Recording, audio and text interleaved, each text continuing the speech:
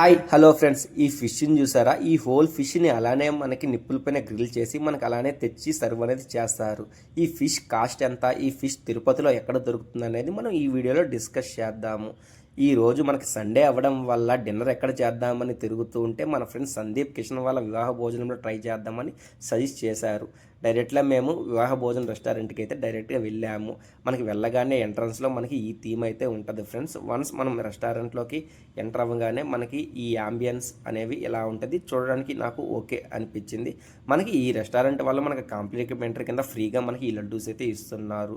తర్వాత మేము నల్ల కారం కోడి వేపుడు అయితే ఆర్డర్ ఇచ్చాము.